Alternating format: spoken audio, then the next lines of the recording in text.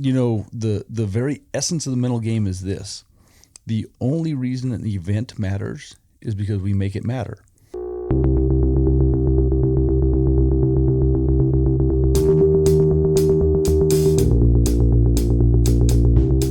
Welcome to the Mullins Farrier podcast, where I will sit down and converse with the superstars, the overachievers, the masters of our craft. Each episode will be a deep dive into their personal philosophies, their habits, the tools they use, and the secrets to not only their success, but overcoming failure as well. First, find somebody you can mimic, then find somebody you can stand, and then try to focus on one style until you master that style. So if you say I can't do something, well, you're absolutely right. But if you say you're going to, you're absolutely right with that too. People say that you shouldn't define yourself by your work. That is not true. You know what Dave Farley does when he's, lucky enough to be at the World Equestrian Games? I'm watching other people work. Yeah. I don't think we do that enough. This podcast is for all of you out there who share my passion for the job and the desire to always improve. These interviews will put you in touch with the inner workings of the role models we all want to emulate. So let's get to it. There's only so many hours in a day, and it's a matter of what you do with them. Welcome, everyone. A little shopkeeping before we start here. Just a reminder to mark your calendars for August 19th and 20th, as the Sean, aka Shrek Robertson Benefit Clinic, will be held in Tangent, Oregon. Riley Kirkpatrick, Jacob Manning, and Dr. Chris Wicklife will be the clinicians sharing all kinds of trade knowledge and stories about Sean. To RSVP, contact Quentin Gravel at 541-749-0861 or at gravelfarrier@gmail.com. Also, if you are going to be in the neighborhood of Schaumburg, Ontario in mid-June, Foot for Thought is hosting their first clinic in a couple years on June 17th. Casting call, foot cast application for case management of surgical, medical, and podiatry issues. Chris Gerber, Tristan T-Bone Miles, and Elisa Miller will be accompanied by Dr. Orla Cleary to talk and demonstrate all things casting. As always, it's a free event. Please RSVP so we can know how much food to have on hand. Well, I can't believe how much response I got after our last guest, Kelly Gregory. For someone who likes to remain in the background, she's inspired a lot of folks, and many commented online or spoke to me personally about how much they liked her episode. So many thanks again to the Kelly Whisperer, Chris, for convincing her to do that interview. I've been quite busy on the podcasting front, and we have quite the queue of great guests coming up, including this one. Today I'm speaking with Mike Garrett, CJF ASF. Mike is a Colorado-based shoer who runs under the business name Sweet Feet. I've run into him down in the Heartland a couple times now, and his story is quite inspiring. With his seemingly late start in this career, Mike has managed to acquire his CJF and ASF certifications in a fairly short span of time. And as you will hear, his aspirations don't end there. Eternally curious, externally always calm, and ever cracking jokes, it is always a pleasure to forge beside this man. I hope you enjoy this conversation as much as I did. So I'm sitting here today with Mike Garrett, CJF and ASF, and working towards eventually my AWCF. Yeah, and it's through that process that I've met Mike a couple times now down here in the Heartland. Right. And I knew I wanted to chat with him on the podcast here just in seeing how far you've advanced through the process. I didn't realize that you'd only graduated from shoeing school in 2015. Is that right? 16, yeah, the winter of 2015 over to 16. Yep. Okay. Wow. So you had a previous career before this, did you not? Correct. Okay. What'd you do before this? I was a fly fishing guide on mountain rivers in Colorado for almost 20 years. Wow. And what was that like? I had a big time. Lots of fun. Don't really have much to show for it. But But not a lucrative career, or? it was, but it's seasonal. Yeah. And, just kind of a trout bum, and not much goes beyond just your week to week. You don't put anything back for the future, you Right. just kind of wing it for the summer, and then you work construction for the winter to get you by until the next fishing season. Okay, gotcha. And so what caused your career change from something like that Oh, to what you're doing now? probably pretty typical. I had a couple of horses, and the horse shearer that I had, wasn't real reliable. Turned up missing, and then I couldn't get him to call me back, or he kept putting me off. So I thought, well, I'll try learning this. And I had a couple buddies that kind of showed me a few things, and I'm sure that's the same story for a lot of people. Just started doing my own, and then started doing my buddies and his buddies, and Just grew from there. that was, by the way, whenever I knew the most about horseshoeing was when you first started. about 3 months into my career. Yep. I was You were an pretty expert. convinced that this is about all there is to it. Yeah. So at that point, what caused you to all of a sudden decide, well, maybe I don't know everything about shoeing? Well, I didn't really get to that point until about 2 days into horseshoeing school. I reluctantly went to horseshoeing school, paid my own way. I didn't go to horseshoeing school until I was 42 or something. Right? And so I had a real struggle deciding whether or not to go. I think that's kind of a waste of money. Why would I go to horseshoeing school? I pretty much got this mastered. I don't think they could really teach me anything, and that's a lot of money. Right. Yeah. And about 2 days into school, I thought, I've already learned more in 2 days than I thought I would in the whole 12-week course. So Wow. If you were already hesitant to go, what do you think was the final thing that made you decide to drop the money? And I talked Try. to a guy that I knew fairly well that had gone to a horseshoeing school, and I asked him, if he thought it was worth it, and he hands down said, absolutely, it's worth the money, it's worth the time, you'll learn so much. And so that just kind of tipped me over the edge, Oh, okay. and I decided to go for it. So Gotcha. And then where did you end up going? I went to Oklahoma horseshoeing school Okay. in Purcell, Oklahoma. And then from there, did you just step into your books, like just created a business from there, or did you apprentice with anybody? I did. I went straight into it. Now, I was doing some horseshoeing weekends and evenings for a couple of years before I went to school. Okay. I had a few people I was working on their horses, Right.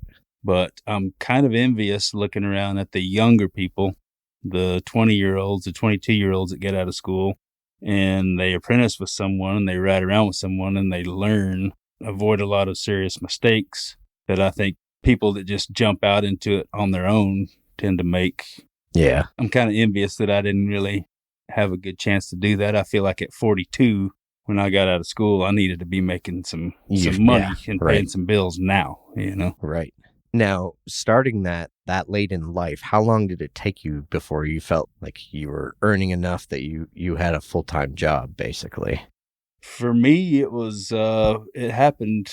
I kind of fell into a bed of roses. I got back from horseshoeing school, and the area that I was living in, like 2 or 3 farriers were retiring basically that year. Oh, perfect. And I got to be good enough buddies with them where they were giving people my number. So I basically had a ready-made clientele right when I got back from shoeing school. Oh, perfect. It worked out pretty good for me. I was kind of fortunate that way. No kidding. And did you still find time to fish in between, or is that a life you've completely left behind? I was pretty much done with the fishing. I still like to fish, but I did it for so long, all day, every day. I've been there, done that, seen it all in that little part of the world, part of the, this fly fishing scene. And so on any given day off, that's pretty far down on the list of stuff that I'd like to go do. Okay. So from there, you've decided to obviously continue your education. How did that happen? What inspired that? Well, I tell you what, when I was at Oklahoma horseshoeing school, Jack Roth, the owner, he invited me to be one of the people that got to go to the Hoof Care Summit in Cincinnati. Okay. And he paid my way, but my part of the deal was I had to man the booth, sell the tools, his MFC booth. And so I had a ball. I mean, I went to the summit and didn't have to spend any money. Right. And man, I learned a lot of stuff, but I met several people, and I'm sure this is the same story for a lot of people, but I met a few people, and down the road, because I met those people, I met some other people. And to me, that was the value of being able to go to the Hoof Care Summit, because I'm still learning from some of those people that I met through that process. And so that kind of sparked it. And then I was also able to go to the convention that same year with the school. So between those two things and the things I saw, but particularly the people I met, the conversations I overheard at a dinner table, those are the things that really I feel like have catapulted kind of my quest for knowledge and realizing what's out there that I still don't know. Right. And I think it's traced back to exactly that thing where Jack invited me to go to those things, on the school's dime. Right. And that's invaluable. If you don't mind sharing, who were some of the people that you first met? Oh, gosh. I don't know that it's necessarily that I met them. I don't know if you'd really call them meeting them, but just kind of rubbing elbows with them at the trade shows and whatever. But first comes to mind is Jim Quick. He's right there in Colorado. Oh, okay, right, yeah. I met him, and one thing about him is he likes to fish. And so at the time, I still had a boat, and got to know him a little bit, floated down the river a time or two with him. Met Pat Broadus. I think it was at the summit. Okay. And it was just a brief conversation while we were waiting, two different groups of people waiting for a table. But those sorts of relationships and people that you meet and just knowing who they are and putting a face with a name and stuff. Yeah. Man, it's just, that's where you really start to learn stuff. That's where the value is. You can learn from books, clinics and stuff, but when you just overhear a conversation or strike up a conversation with somebody while you're walking to the next lecture or whatever, those kind of things are where you not only learn some stuff, but do your networking and you meet other people and so on and so forth. I think that's interesting how that works, as you meet this guy who in turn introduces you to these two people, and they, it just goes on. And that's where you really start to learn something. Cool. And I've noticed from Facebook and just meeting you at the school the last time, you actually started making your own tools. Yeah. And it looks like you dove head first into that. I've been having a ball making too. tools, and my tools are terrible functionally, right? But I still use my tools. For instance, my driving hammer is one that I made. I could drive nails with it. It doesn't ring very well. Every store-bought driving hammer that I have works a lot better. But I just like using my tools. Yeah. Even though they don't work very good and half the time they cause me to say curse words, I still like using the tool that I made. Right, yeah. Tongs, a lot of my tongs I've made myself, and they don't look that great, but I just have I get a lot of satisfaction out of using some of the tools that I've made. Right. And when you make those, you're just doing it at home on your own most of the time? Most of the time. Okay. Who did you learn some of those skills from? Because that's a whole other skill set. I learned quite a bit of stuff from watching YouTube videos, right? That's something we have in this day and age that you can really learn a lot. A lot of the WCB videos, the Craig Turnker videos, especially for making tongs. Okay. Jim Quick's a big tong maker. I learned quite a few things from him just messing around in his shop. Yeah. Showed me some stuff. And then being here at the Heartland for some blacksmithing courses and learned to make some hammers from Cody. And just been having a lot of fun with it. Cool. And then do they call it a touch stamp? We were discussing this at the dinner table. Vanity stamp? Yeah, your vanity stamp is Sweet Feet. Right. How did you come up with that? That is from an ex-girlfriend, still one of my favorite people. But she is just kind of a genius when it comes to marketing, and she's very clever and quick-witted. And when I was in horseshoeing school, she kind of came up with that business name, Sweet Feet.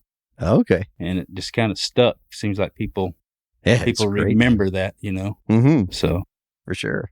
One of the things I've always been trying to figure out with you is how do you find time to do all of this? Because you seem to you produce really nice handmade shoes, you produce the tools. Like, is it you work and then do this in evenings, or how do you find that time? Yeah, it's kind of spurts, I think.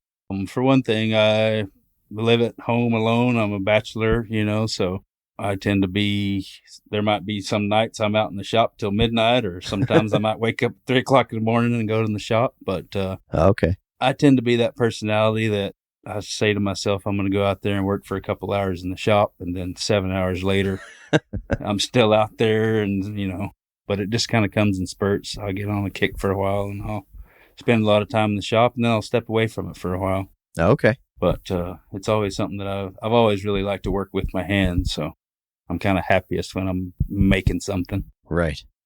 And with the shoemaking, do you compete as well?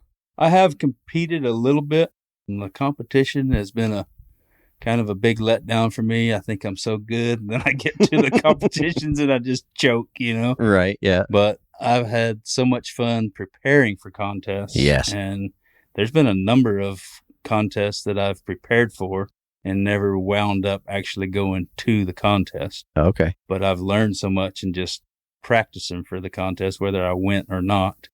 And we have a local contest there in Colorado every year, and I've been going to that 7 or 8 years in a row. Keep thinking, this is my year, I'm going to win it, I come away with maybe a second or a third in one class, and then a 15th and an 18th, and it just wasn't my year. Right, yeah.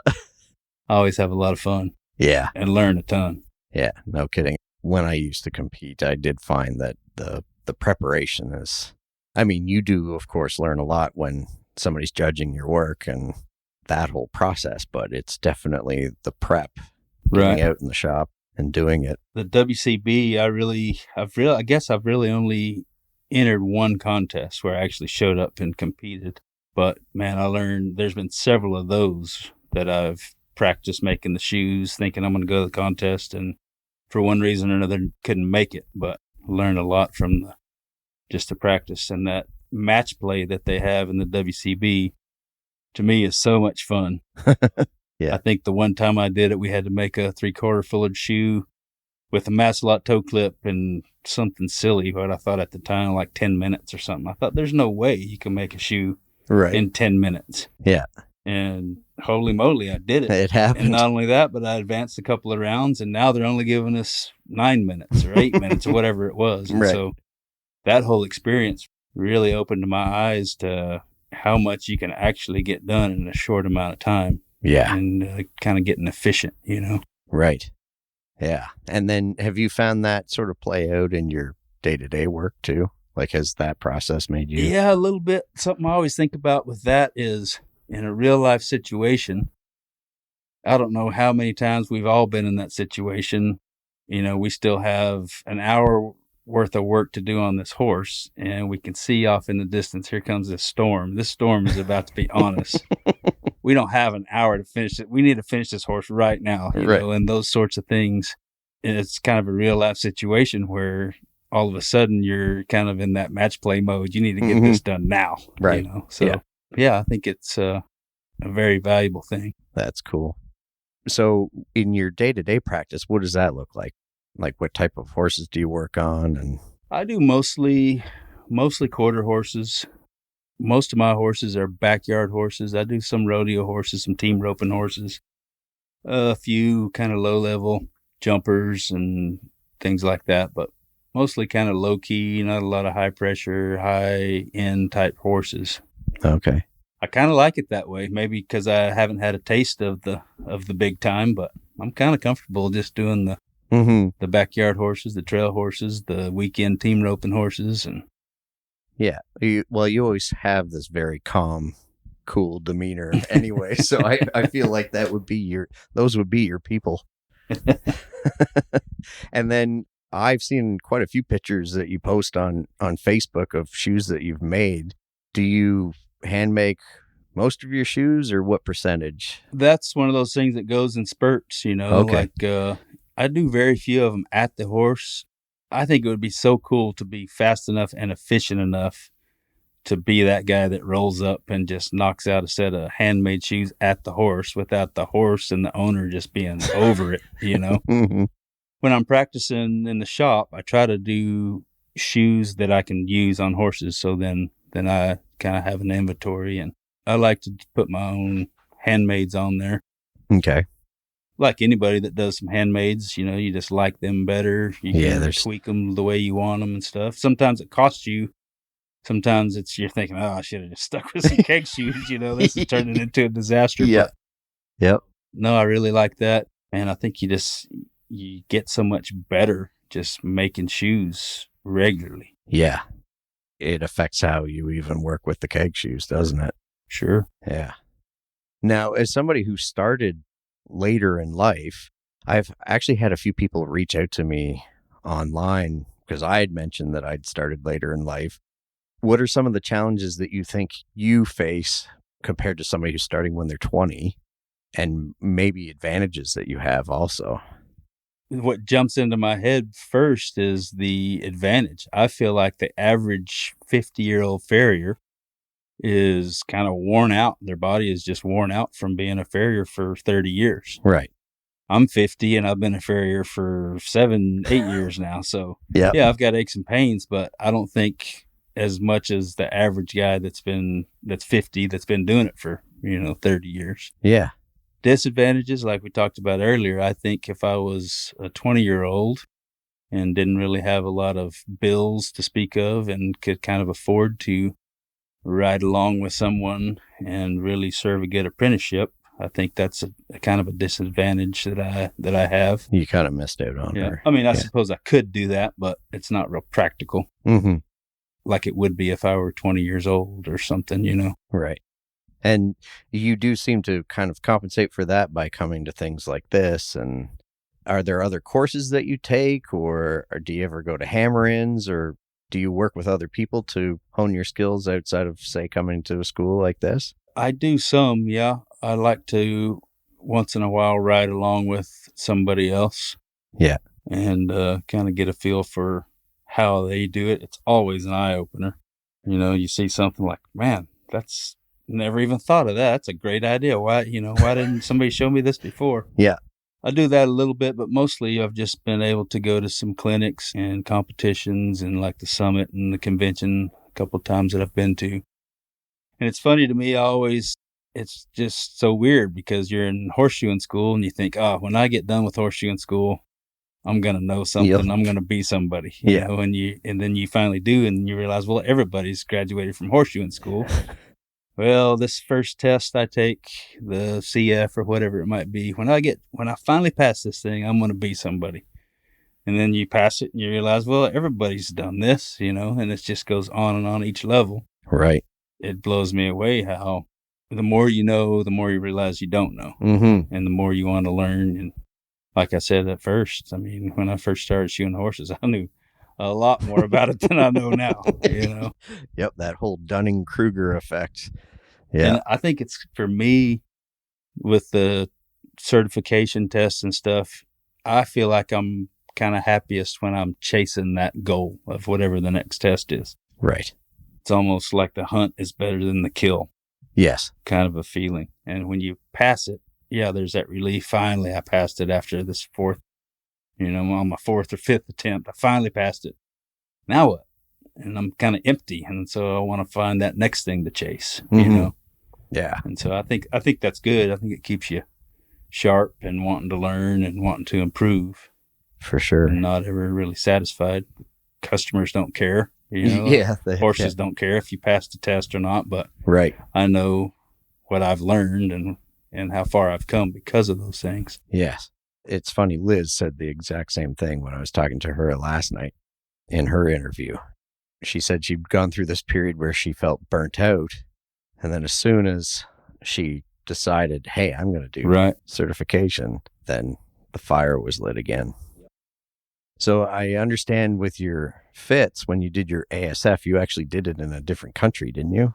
That's when I finally passed it. Yeah. Oh, okay. And where did you This was in a little town called Pachuca in the state of Hidalgo in Mexico. It's about an hour northeast of Mexico City. Oh, okay. Yeah. And we went for a clinic down there, clinic and test. And I think that was my third and fourth times taking I think I just lacked the horse at that point, Okay. the practical exam. It's a heck of a run, And isn't I it? failed it twice here in the U.S. and then I failed it again in Mexico, but it was a back-to-back Right. test deal, so I was able to fork over some more money and give it another go the next day. Yep. and finally passed it. Well, while I'm here. Mm-hmm. Yeah. And I've learned through having Mike help me order food at the local Mexican restaurant down here. You speak Spanish fairly well. I feel like I'm getting better. It's amazing to me how long it takes to get really good at a foreign language. But yeah, I've been pretty seriously trying to learn Spanish, become more fluent in Spanish the last 7 years or so. Okay. That's when you started, or did you already I had have a little bit Okay. back in school and all that, but about 7 years ago, I really made a conscious effort to really try to get better. I hired a private tutor for quite a few years. Oh, We met really? once a week. Yeah. That week in Mexico, at that clinic, there was 30 Mexican farriers and me. Oh, okay. Well, me and Chris were basically the only gringos there, Right. and everybody else was Spanish-speaking Mexican farriers. And I learned more Spanish in that week Just right in the fire, right? than I ever would have at home, studying books or watching videos or going to my tutor or whatever, Right. Learned a lot of slang, learned a lot of bad words, and, those things are Yeah. important in a language. There's a time you need those, Yeah, right. that skill. Yeah. But, it was a ball. So the whole clinic, did Chris do it in Spanish? Mm-hmm. Okay. Yeah. And Yeah. Emilio was there as well. Okay, cool. That would be tough. Do you have a resource that you've used to learning the Spanish for like all of the anatomy terms and the horse related? Well, a big terms? part of that is Chris's book that was translated by Emilio. I'm talking Emilio Giannotti. Yeah. And I have that book, and as much as I can, I try to read in there so that I do learn some of those terms. Now, most of my limited knowledge of Spanish is more Mexican Spanish or maybe more Central American Spanish, Okay. whereas Emilio is from Argentina, and, he's more Argentine Spanish, but they're pretty close. Okay. But that's probably the main one as far as horseshoeing terms, horseshoeing lingo in Spanish. Okay. Cool. Now, I know you've done your FITS ASF. How long ago did you finish that? I think that was in 2018. Okay. And now that you've embraced the process of doing your AW, do you think you're going to sort of study the same way? I think both of us are learning this week how extensive our knowledge and skill base is going to have to be Right. to even attempt it. It doesn't seem like it's any sort of a joke. It's No. the real deal. Yeah. But will you have some sort of a routine that you're going to follow? Like, what would you do for the theory side and what would you do for the practical side? Man, it seems like for the book work and the theory, I think to me, it seems like you just need to eat, breathe, and sleep horseshoeing knowledge from wherever you can get it Yeah. from now until the time Till you take the test. Right. Yeah. I don't think you can know enough. Mm-hmm. And, growing up in school and stuff, different tests, I was able to kind of cram and pass a test, but this doesn't seem like the kind of a test that you can start studying 2 or 3 weeks before and cram. I think you need 2 or 3 years leading up to it to really get in the books and pick people's brains as much as you can. Mm-hmm. No kidding. And for the practical side, like the shoemaking and stuff like that, do you think you're going to ramp up your handmade shoemaking for horses in your books kind of thing? Or is that... I don't think there's any substitute for that. I mean, from what I understand, a big part of this test is fitting a foot with a bunch of different sections. Right. And again, that's not something you just start practicing a few weeks beforehand. I mean, that's stuff No. that you need to have been doing for years, I think, before you can be proficient to do it on the spot when someone says go. Yes. Here's the foot, here's the steel you're going to use or what you can use, and make that piece of bar stock fit that foot Right. in a nice looking way to pass the test. I mean, I think that takes years of practice. Yeah. Yeah. I feel a lot more handmaids are going to be on horses in my books in the future. Mhm. So, yeah. If you're building inventory, do you think you'll just sort of approach it in that sort of sporadic when you feel inspired way, or are you going to make more of a like, okay, this is a regimen I'm going to have to follow? To be honest, it'll probably continue to be that sporadic thing, and it'll be 100% for a few weeks at a time, and then I'll slack off and I'll have fun doing something else, and then it'll be 100% again. But I think just as much as I can get in the shop and work on that stuff, the better. It's just, that's what it's going to take. Right. And then I overheard a conversation you were having with, I think, Kelly at dinner, where you said you just bought a horse. So you're a rider yourself? I like to team rope. I'm not okay. very good at it, and I haven't been doing it a whole long time, but it's just, I have so much fun with it. And here recently, I'm not a horse trainer, but here recently I've bought some younger horses and kind of been training them to become good team roping horses. And I've just really had a ball with that. This whole horse thing is, I'm sure I'm not alone, but I often think, man, if I didn't have these horses, I would have some money, you know? Yeah. And I would have some time to do some stuff. And I mean, just in the horses alone and all the tack and the vehicles and trailers, I mean, if I were to liquidate all that stuff, I'd have a pretty nice little chunk of change that I could invest and do something smart with my money. Yeah.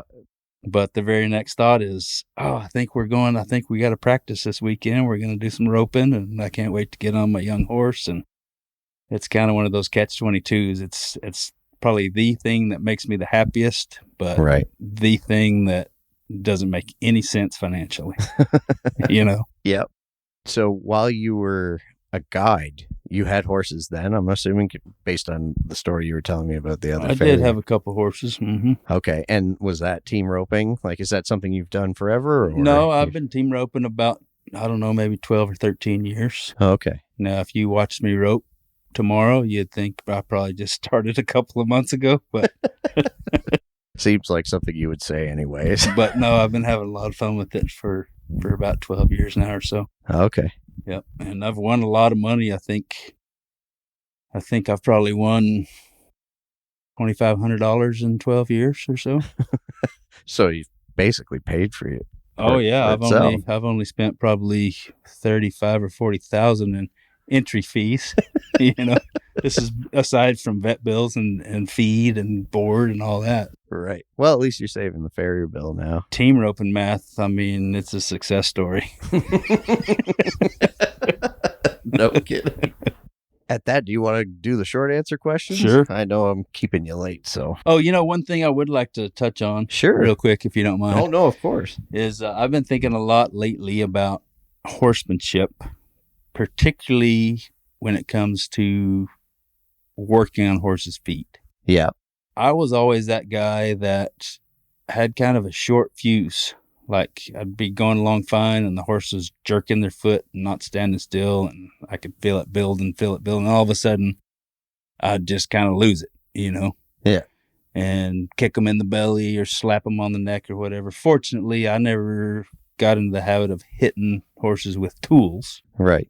But I was the guy that was pretty short-tempered. I would just lose it with horses. That's you know? surprising. You know how horses bring it out and Oh, yeah. you've got it in there. For sure. So the reason I bring it up is just recently, and it has a lot to do with a young horse that I've had, a young mare that I've had for the last couple of years. And she's the personality type that you don't overreact with her. Or if you were to kick her in the compounds. belly or slap her in the neck, you've just set yourself back months and months and months until she trusts you again. You know what I mean? Yeah. And she has really taught me a lot about that very thing. But I think in my journey as a horseshoer, of all the stuff that these clinics and schools and seminars offer, the horsemanship part of it is probably the least talked about thing. You're right. I think. Yeah. And if somebody at this point in my career, if somebody said, what's the most valuable tool you have? I would say it's my ability to, or inability sometimes, to get the horse to trust me and relax. Mm-hmm. You know, I feel like if no matter what you're doing with the horse, if you can get them to trust you, they'll pretty much try anything for you. Mm-hmm. But sometimes you can get them to trust you in 20 minutes. Sometimes it might be 3 years, you know. But Yeah. that's just one thing I've really tried to work on lately. And I've gotten to the point where I have kind of slowed down to the point where I can allow more time per horse. Yeah. When I was really honest with myself, I figured every time I got in a fight with a horse, it was mostly every time was because I was in a rush. You're under the gun. Yeah. If I had to be at my next appointment and didn't have time, or sometimes being in a rush means that your back's sore and you're in a hurry. Right. Because your back's sore, you want to hurry up and stand up.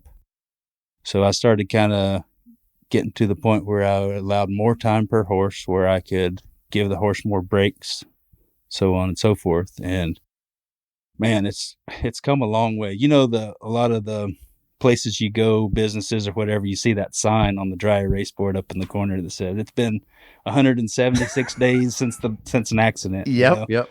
And I feel like it's kind of that way with me as far as losing it with a horse and, you know, slapping one or something. And there was a time not long ago, just a 3 years ago, that, you know, that might Be one might or be a 3 two, times and a week I kick a horse in the belly, you know. And that's the thing, you never look professional. I don't care. No. People say, oh, he deserved it. Well, you could argue that, whatever, but you never look professional. No. Even if you win, you lose. Right, exactly. And I feel like every time I've gotten rough with a horse, I feel like my horsemanship has failed. Right. At that moment, you know what I mean? Yeah. So now my little dry erase board is more likely to say, you know, it's been 215 days. Occasionally, I'm still human. Occasionally, I'll slip. I'll have to erase it and start at 0. But, you know, I'm making it up to, you know, months at a time instead of days at a time since I've lost my patience with a horse, you know. Yeah. But, man, I think that's so important. I think if you take Farrier A, and Farrier A is excellent farrier. Incredible skills, can trim feet, can see conformation issues, gait analysis, make incredible shoes or shape shoes really nice, clinch, finish, everything. Beautiful skills, but not very good with the horses, Mm-hmm. right?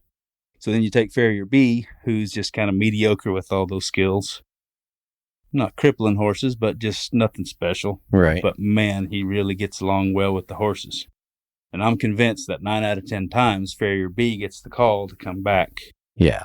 Because I think your average horse owner doesn't really know the good shoe job versus the mediocre shoe job. But Mhm. they dang sure know if you've gotten along well with their horse and their horse likes you and is not afraid of you, that you're going to kick them in the guts next time you show up. You know what I mean? Right. So obviously I would like to strive for being best of both worlds, but I think when it comes down to it, I think it's much more important to be a good horseman and get around those horses and keep the horses trusting you and relaxed. Yeah. Then I think that's just a better world for everybody. So what are some of the things that is it just completely a mindset, or are there things that you do if a horse is being agitated or agitating you to stop yourself from reaching that point? Mm-hmm. I think the biggest thing is I was turned on to that Novell headstall. Do you know the Yeah. Novell Oh, yeah. headstall? Novel, I'm not sure how you pronounce it, but Yeah. and that thing, it's basically, for those that don't know, it's kind of a headstall or a bridle halter that's got a steel noseband, steel bosal, I guess. And then when you wiggle the lead rope or shake the lead rope, or for that matter, jerk on the lead rope, it'll bump the horse. Mm-hmm. And so I got that thing maybe 5 years ago or so. And at first I use it like a shock collar. Right. I have it on there and the horse goes to pull its foot away, and I would just go to just beating the snot out of that horse with that. You can abuse a horse Oh, with yeah, that thing. because it doesn't take much. Yep. And I thought that's how you use it. I had some success with it. It helped. It was effective. But that horse is just sitting there trembling because they just think you're just trying to just beat the crap out of them. Mm-hmm. So over the years, the last 4 or 5 years worth of using it, I have gotten to the point where I'm putting some timing and feel with it. And I've learned that you don't have to, rattle that horse's cage. Just most horses, just a little bit of a wiggle with that rope and just a little jingle, more or less, on that headstall is enough of a deterrent. There's exceptions, and then probably more importantly to me, I've learned that if you can show the horse the right answer, for instance, when he does cooperate, instead of holding his foot for another 2.5 minutes to get done what you want to get done, when he is cooperating for 20 seconds, set his foot down, step away from him, let him catch his breath, give him that release. You can see in his body language when he's kind of relaxing, and then go back to it. Man, use a little horsemanship with that Novel headstall, and you can get around a lot of horses. Right. And then you do look professional. And then people are saying, wow, this horse has never stood like that before. Where'd you get that thing? Or, here's a $50 tip. Man, I've never had anybody work with my horse like that. The last guy just kicked him in the belly and cussed at him and left, Could you imagine? So, and I don't know, maybe I'm not alone, I'm sure, but I just think by and large out there, the horsemanship is kind of pushed to the back burner. And it's occurred to me that maybe the reason for that is the only ones that can really teach you the horsemanship when it comes down to it, it's the horse. Right. Yeah. So maybe that's why it's not something that's covered. I think it's something you got to learn from the horses and learn through experience. But man, for my career, yeah, I've learned a lot of good skills on shaping shoes and trimming feet and anatomy, this and that, and it's all very helpful. But I feel like the farthest I've come, particularly in the last couple of years, is getting along with the stinking horse. Now, when you say you allotted extra time, did you actually have to lower the number of horses that you do in order to make that all work, or extend your day? I think, no, in my case, I just lowered it a little bit, and it's not a drastic deal. Right. But I just changed my schedule up a little bit to where I'm not always in a hurry. I think most of those horses, they just want a break. I think a lot of these horses feel like I do when I'm in the dentist chair getting my teeth clean.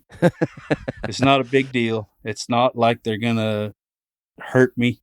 The potential's there, and I've been hurt in the dentist chair getting my teeth clean, but most of the time it's pretty smooth. But I'm a tense bugger when I'm sitting there getting my teeth cleaned.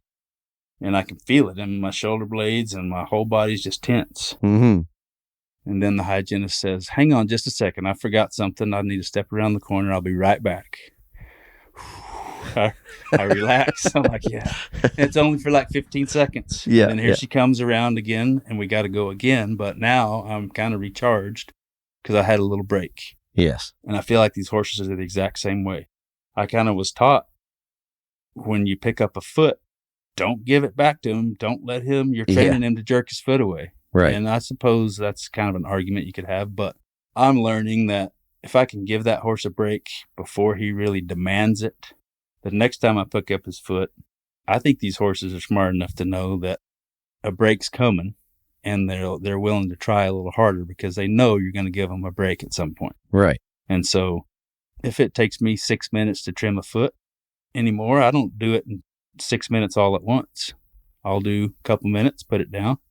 It's good for me too. Right. And I don't need to take a 5-minute break. I'm talking about just putting the foot down for 5 or 10 seconds, picking it back up. And the horse, you see the horse's body language. They're sighing, they're blinking, they're licking their lips, they're relaxing. Right. And it's just something that, for whatever it's worth to anybody else, that to me here lately has made the biggest change in my horseshoeing. Not all the cool stuff I've been learning on how to shape shoes and trim feet and all that, but that stuff is very valuable too. But to me, that horsemanship and starting to learn how to get along with these horses has been huge for me. That's interesting. Yeah. Ray Matthews, who I interviewed a couple of years ago, I'm pretty sure he just consults a little bit, but he retired from shoeing. And one of the things he said in his retirement is he's really focused on horsemanship. And I often wonder if in doing that now, does he think, oh man, I wish I had worked on this 20 years ago, or Sure. right? Yeah. So no, the Novell head stall. So when you use it, do you have a handler or do you just use it on your own? I like to use it on my own. Okay. And I suppose, there's other things out there that probably serve the same purpose as the Novell head stall when you use them right. Mm-hmm. But yeah, that's kind of what I have been using. And I like to just hang it on I usually just hang the rope on my knife and my shaps. Yeah. And so it's right there at a moment's notice. So I think the timing is important. Mm-hmm. If a horse, goes to pull his foot away or step away from you or whatever, you can immediately show him that that's the wrong answer. Mm-hmm. And then I suppose you occasionally have that horse handler that has the timing, like you would like to see them bump them and kind of correct the horse. Mm-hmm. But most of the time I prefer to do it myself. Because then it's being done. Right. And Immediate. I've noticed that most of those horses, when I've worked with them with that Novell head stall, after the first initial kind of figuring the deal out, they get to the point, by the time we're done with them, they want to stand there and be ground tied. Horses are smart, I'm figuring out. I have no idea. I used to have no idea how smart these horses are, but Right. they figured they're just like me. They want the easy way out, Right. and they figure out pretty quick, if I'll just stand right here in these same 4 footprints and not move, my life's pretty easy. Mm-hmm. They figure that out. And so there comes kind of a point with every horse that you can kind of just drop the lead rope and go walk over to the truck to shape a shoe or get something out of the truck, whatever. And they're pretty much just standing there. They don't really want to move at that point, just not out of fear. Right. But they've just learned that this is the better deal, just standing right here and, I can be relaxed right here. Yeah. So that Novell head stall has been huge for me. Okay. Now, have you ever had any horses where the Novell head stall wasn't enough? Yes, but I have never had a horse. I've never tried to work on a horse with the Novell head stall where it didn't at least help. Okay. It's not a cure-all. Yeah, it's not a miracle worker. And it's not the head stall itself. It's, I think it's 95% timing and feel and just horsemanship. Right. Which I'm finally starting to learn a little about. And about 5% the head stall or the lip chain or whatever device you're using. But it's more the age-old thing, make the right thing easy and the wrong thing difficult. Mm-hmm. Right. But that Novell head stall makes it pretty easy to show them that this is definitely the wrong way, and then giving them a release when they are cooperating. That goes even farther because that shows them that's the right answer and that's what they're looking for. Right. Yeah. No, well, I'm glad you brought that all up. I'm probably boring people, not just now, but I've noticed in the past 6 months or so, that's my favorite subject to talk Is it about really? Yeah. when it comes to shoeing horses is the horsemanship part of it. Okay. For whatever it's worth, it's been an interesting, fun thing for me to work on. Yeah. And it's made my life so much easier, not fighting with horses. It's easier on your body. You don't feel bad for the rest of the night and the next week whenever you've gotten mad at somebody's horses and they fired you or whatever. Yeah, right.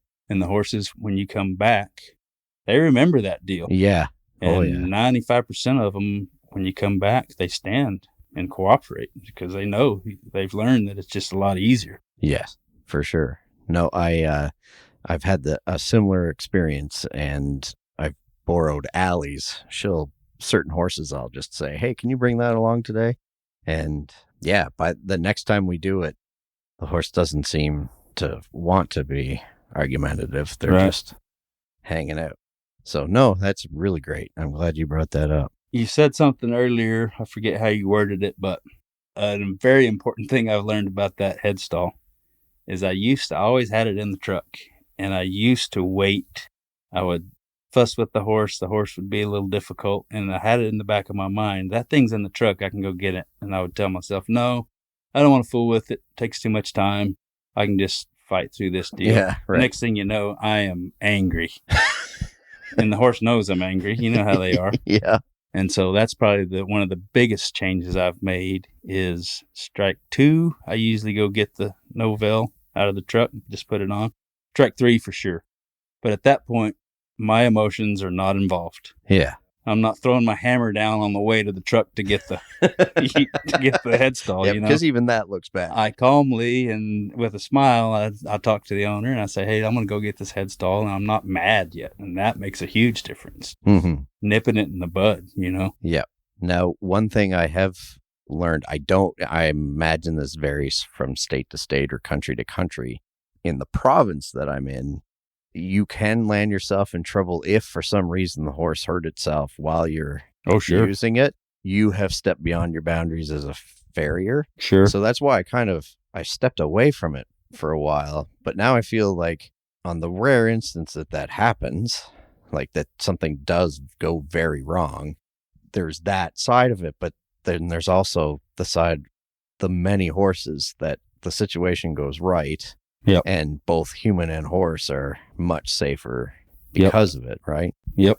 So it was something that I'd actually kind of been scared away from it for a while. Sure. And I think probably put myself and some horses in far worse situations. I've been there, yeah. Especially early on. I was just, like I say, I was just creaming those horses with that thing, and it's a wonder something bad didn't happen. But right. Since then, I've really learned how much you can finesse it and use some timing with it, you know? Yes. But yeah, there's always that possibility that if you handle a situation wrong or the environment's wrong and there's a bunch of clutter or tight space, and what started out as just the horse trying to kind of get away from you a few steps. Now there's rakes falling around and a stack of lumber falls over and the horse flips over backward. Yeah, there's always that. Yeah, it can. You need to be smart about it. Yeah, for sure. And I like to preface it. I like to tell the owners right up front, this is how this is going to go. Yeah. This is what this device does. This is how it's going to go. I always say something along the lines of, if at any point you feel like I'm abusing your horse or you don't like what's going on, I want you to say stop. Yes. And we'll do something different. That's right. I don't know what the something different is going to be. It might be letting somebody else do the horse, taking it to the trainer, getting some drugs, whatever. Right. But I always give them that opportunity and tell them right up front. If it's something you don't like, you say stop and we'll stop. Yeah. And I think they appreciate it. And to this day, I've never had anybody say, stop, you're going to kill my horse, you know? Yeah. No, and especially if you're using it properly. Yeah, you don't want to be an angry person when you're using it. No, but you can do the same thing with the lip chain. You can do the same thing with a rasp or the claw of your driving hammer. Yeah. We've all heard stories of that. Yeah. So, I mean, yeah, all that stuff can happen. But I feel like it's less likely to happen if you develop your horsemanship and use a little timing and feel. Right. And then everybody comes out the other side happier. Yep.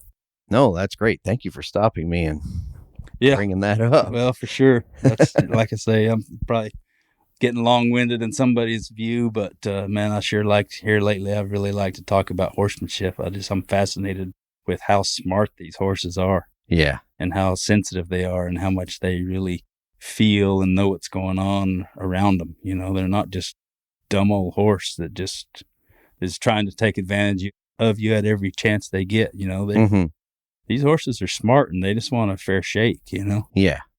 Yep. There's a lot to be learned just in their behavior amongst themselves, like amongst each other. And no, I completely agree. And it's definitely a skill that I want to work on because I too, like if you get into a bad situation with them, it's amazing how quickly your adrenaline kicks in and anger wells up pretty quickly. It's a split-second thing. And you know how fast that news travels? Yeah. How much faster that news travels than the news travels that you did an awesome bar shoe and nailed it on an old bullet the other day. Yeah. Nobody cares. No, exactly. You know, a couple of your farrier buddies might say, well, that's a nice shoe, but these owners and the horses themselves, they don't care what you did at the bottom of their foot. They want to know that you didn't kick them in the belly or hit them over the head with a rasp, you know? Oh, yeah. They're actually, I was just sent from one of my clients a video of a vet who was working on a horse, and it was all on camera. because a lot of the barns now are starting to install Sure. systems so that the clients are happy. They can check in on their horse or what have you, but he's on camera not treating the horse very well. Yep. And that can get you into some pretty hot water. I've heard of farriers getting in the exact same situation. Yep. And I'm the first one to admit I've been that guy. I've been that guy that's kicked a horse or Yep. just lost my temper in general with the horse. Yep. I think we all have. It's hard work, Yep. but man, like I say, that's one of my favorite things lately. That's one thing I'm really improving on and really learning a lot about is how to get along with the horse. Yeah. In the end, that's what we're there for. This portion of the podcast is called the Stratum Tectorium. These are the short answer, surface stuff questions, but it's okay if the guest wants to go deeper. Enjoy. Do you have a favorite book? Favorite book? I've heard some of your podcasts and I've kind of wondered to myself, what is my favorite book? And I don't know that I really have a favorite book. Okay. The one that pops out, and this is kind of goofy, but you may have seen this book. It's I think it's called Helpful Hints for Horsemen. It was a Western Horseman, one of the books that they put out. Oh, okay. Yes. It's pretty old, Yep. but I think it's the guy named Randy Steffens. And it's just kind of a bunch of little small excerpts from everything from how to build fences to little tricks and ways you can put latches on your gates or different knots you can use, different ways you can tie ropes to deal with horses, whatever. And to this day, I love flipping through that book. Huh. Okay. It seems kind of silly, but No, that's the one that pops into my head. you Yeah. know? Favorite brand of nails? I don't know that I have a favorite, but the kick I've been on lately is the Liberties, particularly the Liberty 5 combos and some of the Liberty E Slims. Okay. For some reason, got on using those and have liked them, so I just kind of stayed with it. Yeah, that seems to be a pretty common answer lately. What shoe sizes do you generally have to stock the most of? Mostly double aughts through twos. Okay. Favorite make of rasp? Last few years, I've been liking the Heller, I guess it's the original, the Blue Tang, The Blue Tang. Okay. What is your dream farrier rig? the one I have now. Yeah. It's a 06 Dodge pickup with a topper and a little slide out. Yeah. The reason I like it so much is because it's paid for. It is so nice not having truck payments, isn't it? It looks a little rough, but it's paid for. It's functional. Yeah. It's paid for. Yeah. Yep. Favorite rounding hammer? My favorite rounding hammer is one that I made about a year ago, not long after Cody showed me how to make hammers. Okay. And that thing, for whatever reason, again, it may just be because I'm partial to it because I made it. Yeah. But I really like the way that thing feels. It's probably right at 2.5 pounds, just under 2.5 pounds. Okay. That's the one I really reach for when I'm in the shop. Okay. And when you started the process of learning how to make hammers, how long did it take you to get to that one where it's one that you like? Like, did you have a few failures first? I think that was my third rounding hammer that I made. Wow. So pretty quickly. Yep. And I don't know, suppose a guy could argue that, a hammer, probably what the part that feels the best to you is the handle. I disagree. I often... Yeah, Yeah, you think it makes a difference on the I hammer do. itself. But I'd say that third one that I made, I think more than anything, I just happened to get lucky and all the steel was in the right places, and I just really like swinging that hammer. Okay. Now, in making it on your own, I meant to ask you this. What do you use at those points when you need a heavy swing? Like, are you just using a heavier mini sledge, or do you have a power hammer? Or Oh, for making a hammer by myself in or the any shop. of your tools? Yeah. Yeah, I don't recommend it, man. It's much easier with a striker or ideally power hammer or a press or both. Yeah. But the times that I have tried to make a rounding hammer in the shop by myself, I made, I guess you call them spring dies. And so I've made a top and bottom fuller basically, and on either end of a long piece of stock, and then bent it in a U shape, welded a stem on it to go in the hardy hole, Okay, if you can Yeah. picture that. Yeah. So now I'm holding the hammer in there with one hand, and to get more power, I had the bright idea of buying a 10-pound sledge at the hardware store and cutting the handle about short, where it's about a foot long. It worked pretty good Yeah. for about 3 hours, and then I started getting this nasty shooting pain in my wrist Right. from swinging that thing. So Yeah. I've backed off from that quite a bit. So most of the time now I talk somebody into swinging the hammer for me. My girlfriend even, she strikes pretty good. Oh, nice. It's not real powerful, but she's accurate, Mm-hmm. and it beats the heck out of me doing it by myself for sure. No kidding. That favorite hammer that I was talking about, she's the one that helped me make that hammer. She's the one that swung the sledgehammer. So That's cool. we got it done anyways. Good relationship building. Yeah, for sure. She loves getting out there, or she did. She hadn't been out there much ever since. She said she liked it. I haven't seen her much since then, but Might have to look into that a little closer. What's your favorite type of bar stock to work with? man, I'm really getting to be fond of that 3/8 by 1. You know, we're kind of on that same journey making shoes out of that stuff. And I've always heard people say that journeyman test, the plain stamp shoes for the horse, there's no place to hide, you know, and that's true. I mean, it is what it is. If you didn't cut your steel right, you're stuck. Yeah. But with the 3/8 by 1, there's a lot of fudge room. You can bump more into it. You can draw more out of it. You can, flatten. You can just start beating on it where it gets thinner and the shoe grows. Yeah. So I'm really starting to learn to enjoy that 3/8 by 1. Appreciate its versatility. For sure. Yeah, I'm finding that too. It's just if I can do all those things and still make it look right. Well, I'm not saying it looks right, but there's places to hide where there was no place to hide with the 3/8 3/4 Yeah, for plain sure. stamps. Yep. What's your favorite pastime after work? Man, I'd have to say team roping. Yeah. It's not a very healthy habit for me, but man, it's cheaper than therapy. Yeah. I just have a ball with it. I love it. That's awesome. What's the next thing on your bucket list? Man, I think I would really like to be able to go to, there's a big team roping event every year at the end of the year in Las Vegas. It's kind of the big finale. Mm-hmm. And I'm not talking about the NFR. I'm talking about just the team roping organization. Okay. And there's some really big, like life-changing prize money to be won.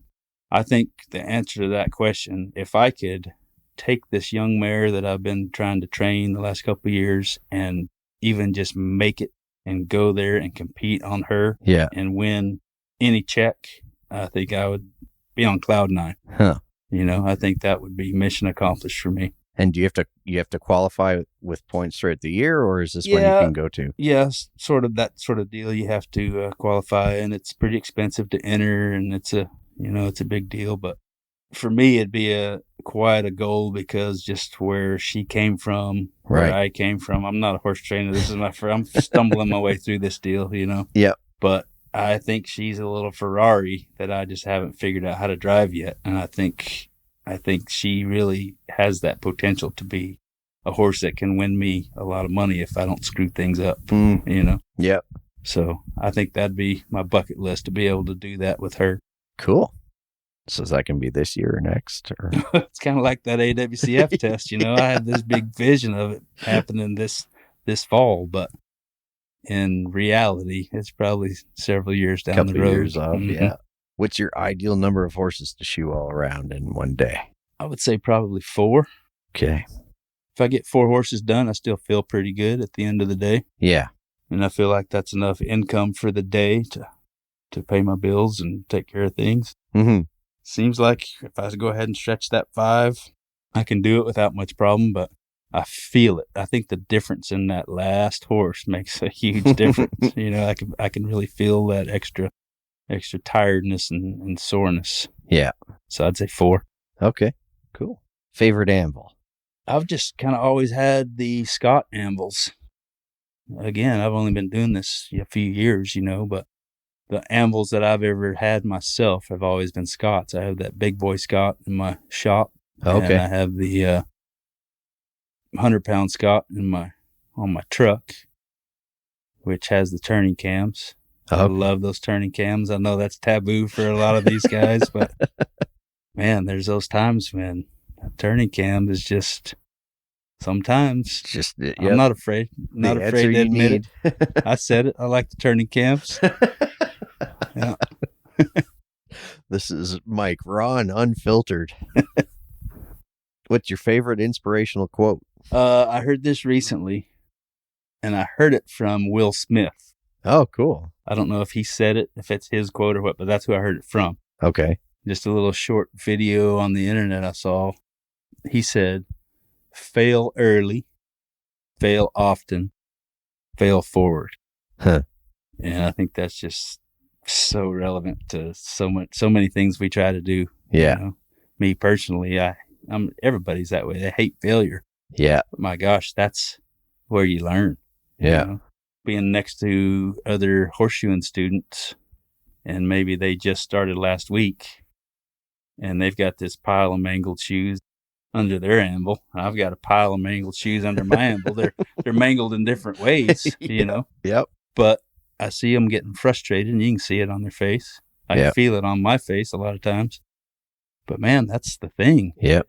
If your pile of failures is 6 shoes, you're probably not going to be much, very good. Yeah. If your pile of failures is 60 shoes, man, all that failure, now you're getting somewhere. Yeah. You're starting to learn from it. So, yeah. And then, like my son, he's 17 now, but growing up when he was younger, he was that kid that if he couldn't be good at something like right away, he'd get frustrated and didn't want to do it anymore. Yeah. And man, that's anything you do, team roping, any sports, anything you do in life, relationships even. I mean, anything you do, the people that are successful, those people have failed more than anybody else. Yeah. Mm-hmm. Nobody sees the failures. All they see is the success. But yeah, when he said that, fail early, fail often, fail forward, that really, really hit home with me. Well, that is a really good one. Very pertinent to this week. Do you have a Farrier Terrier? I do not. Okay. If you're stumped on a case or need backup, who do you call? There are a few people.